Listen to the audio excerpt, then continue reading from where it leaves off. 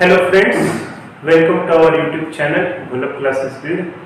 गुलाब classes Beed या YouTube चॅनलवर आपलं स्वागत आहे.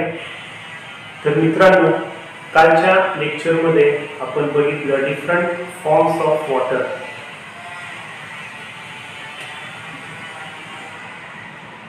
कॅपिलरी वॉटर,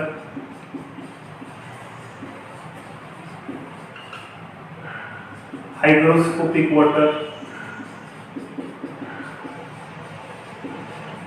gravitational water,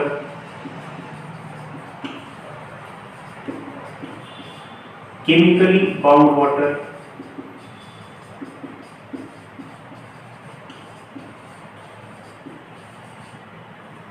तर असे वेगवेगळे पाण्याचे कॅटेगरीचे आपण प्रकार बघितले.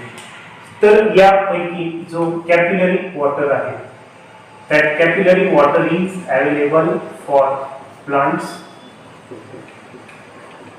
and rest of the water is not available for plants.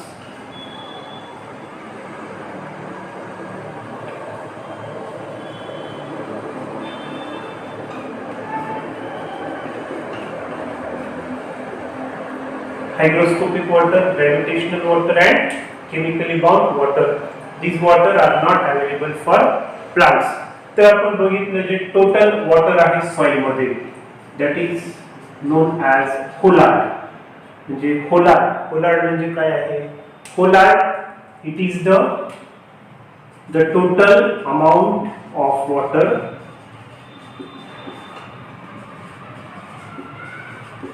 present in soil, and this total amount of water is called hollard, and that hollard is again divided into crisard and icard.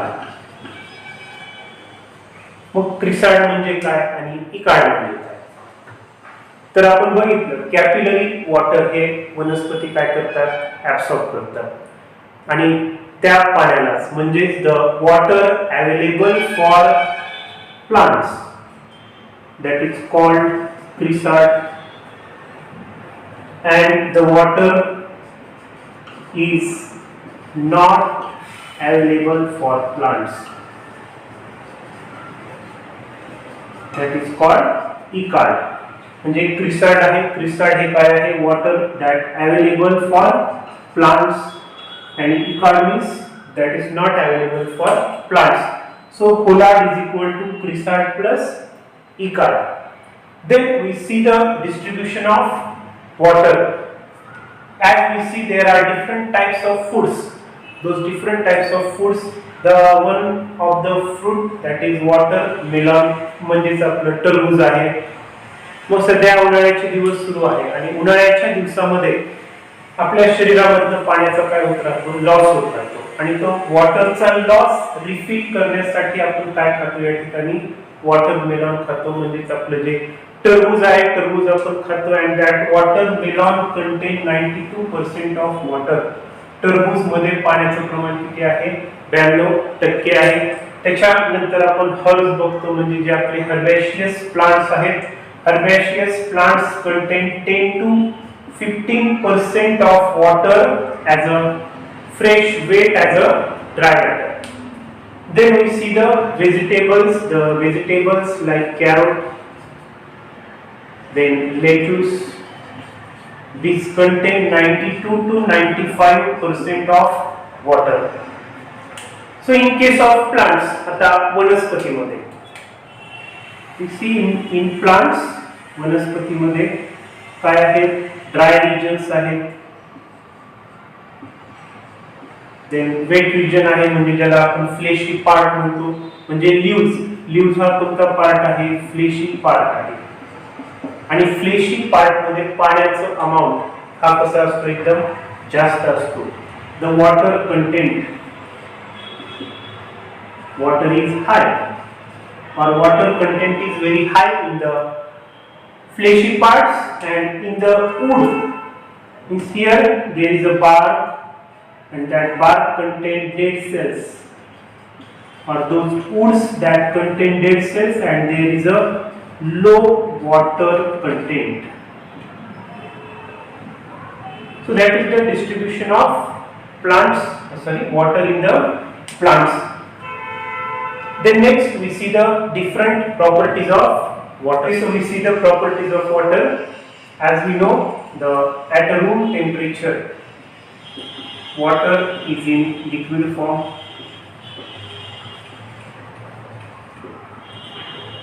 It is necessary for photosynthesis.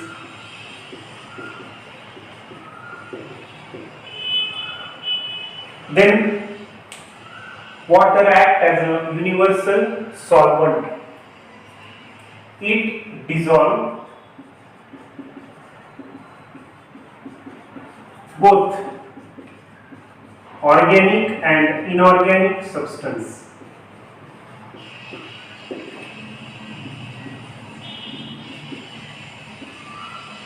Than any other liquid. Most of the substance म्हणजे जे पदार्थ आहेत, जे पदार्थ कशापासून पदार्थ आहेत, organic किंवा इनऑर्गॅनिक पदार्थ आहेत आणि बाकीच्या लिक्विड पेक्षा सगळ्यात जास्त डिझॉल्व कशामध्ये होतात, पाण्यामध्ये होतात आणि म्हणून वॉटर हा काय म्हणून ऍक्ट करतो, इथे युनिव्हर्सल सॉल्व्हंट आहे. Most of the substance they are dissolve in water than any other liquid. Therefore, water is called as universal solvent. The substance those contain hydroxyl group,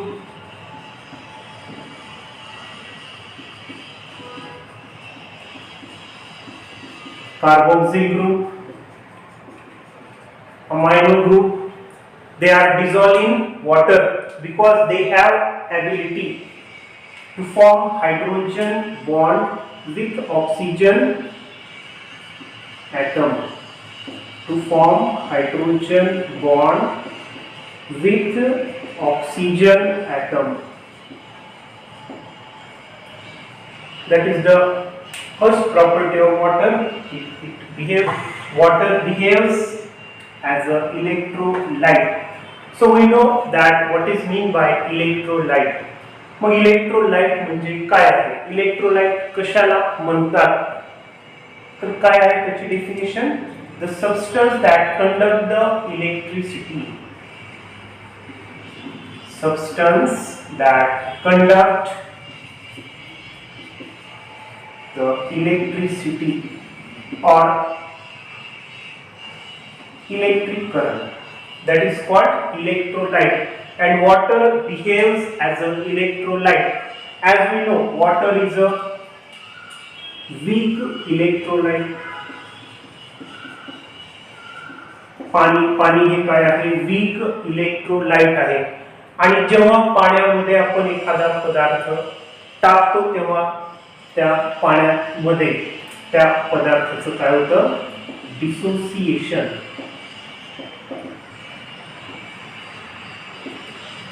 Substance that dissolve in water that dissociate, म्हणजे पाण्यामध्ये आपण जर एखादा पदार्थ टाकला, एखादा substance टाकला, तर त्या पदार्थ पाण्यामध्ये विरघळतो आणि त्याचं काय होतं, तिथे डिसोसिएशन होतं.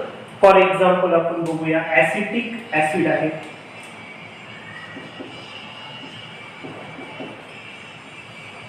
Now here we see those acetic acid. जेव्हा acetic acid हा कसा असतो, एकदम concentrated असतो, then it is not undissociated, but this acetic acid dissolve in water, it dissociate and it form the CH3COO minus plus H plus.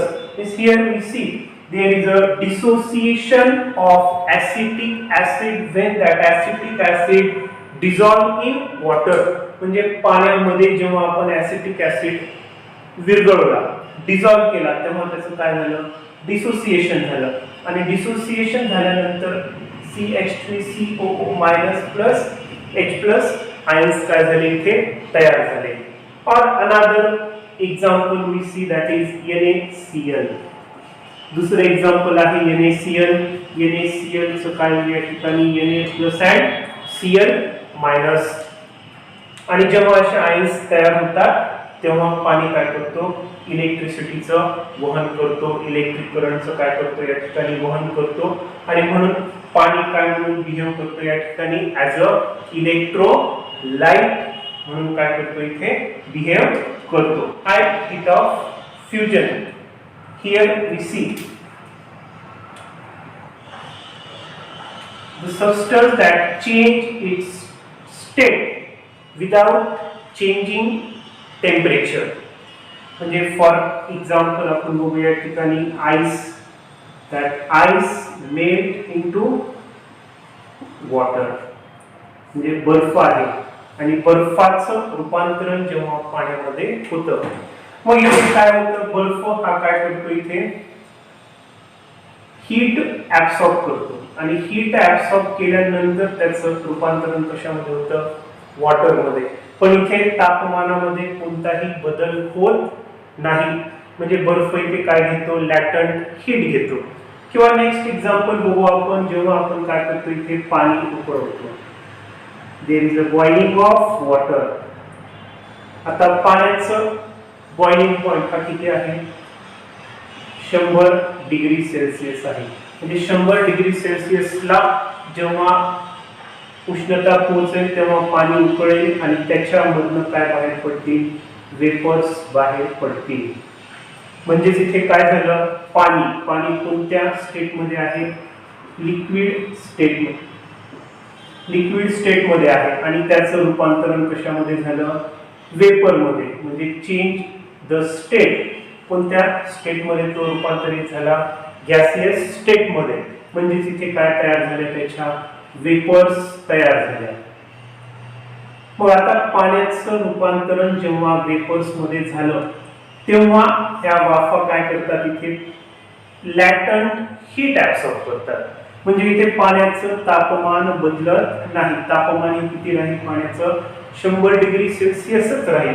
म्हणजे without change the temperature the one state is converted into another state. म्हणजे आपण दोन example बघितले. पहिल्या example मध्ये बघितलं आईसचं रूपांतरण कशामध्ये झालेलं आहे, वॉटर मध्ये झालं. म्हणजे आईसने काय घेतलं, इथे हीट घेतली, एक्सेस हीट. म्हणजेच इथे टेम्परेचर मध्ये बदल न होता सॉलिडचं रूपांतरण कशामध्ये झालं, लिक्विड मध्ये.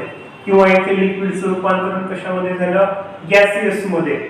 म्हणजे पाणी हा 100 डिग्री सेल्सिअसला काय झाला, बॉईल झाला. बॉईल झाल्यानंतर लिक्विडचं रूपांतरण कशामध्ये झालं, गॅसियस मध्ये झालं. आणि गॅसियस मध्ये रूपांतरण होताना म्हणजेच वॉटर वेपर्स मध्ये रूपांतरण होताना इथे तापमानामध्ये, टेम्परेचर मध्ये कोणताही बदल होत नाही. Without changing the temperature the state of substance change, that is the high heat of fusion, or it is also termed as latent heat of fusion, vaporization. The boiling point of water is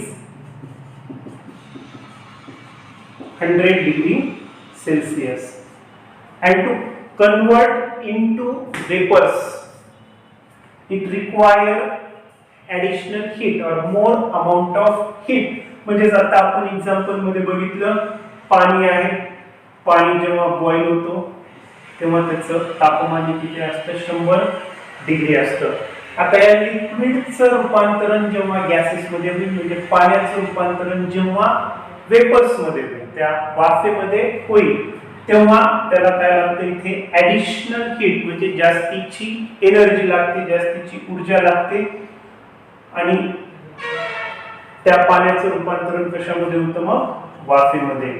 म्हणजेच त्याला आपण काय म्हणतो, हाय heat of vaporisation. म्हणजे इथे तापमानामध्ये बदल होत नाही, पण ऍडिशनल हीट घेऊन, जास्तीची ऊर्जा घेऊन त्या पाण्याचं रूपांतरण कशामध्ये होतं, वाफेमध्ये होतं. High specific heat. The high specific heat property is because of hydrogen bonding present in them. It is defined as the amount of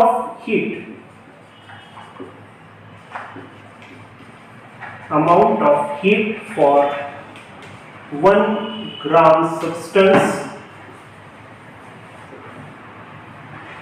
absorb, to lose or to change its temperature by 1 calorie. That is called high specific heat. म्हणजे पदार्थ आहे, समजा 1 ग्राम substance आहे आणि 1 ग्राम substance काय करतो इथे, heat absorb करेल किंवा हीट लूज करेल. का तर त्याला त्याची अवस्था काय करायची आहे, बदलायची आहे. मित्रांनो, आज आपण बघितलं प्रॉपर्टीज ऑफ वॉटर, त्याच्यानंतर डिस्ट्रीब्युशन ऑफ वॉटर. जर तुम्हाला काही अडचण असेल तर व्हिडिओच्या खाली कमेंट बॉक्स मध्ये तुम्ही कमेंट करू शकता. तुमच्या त्या अडचणी दूर केल्या जातील.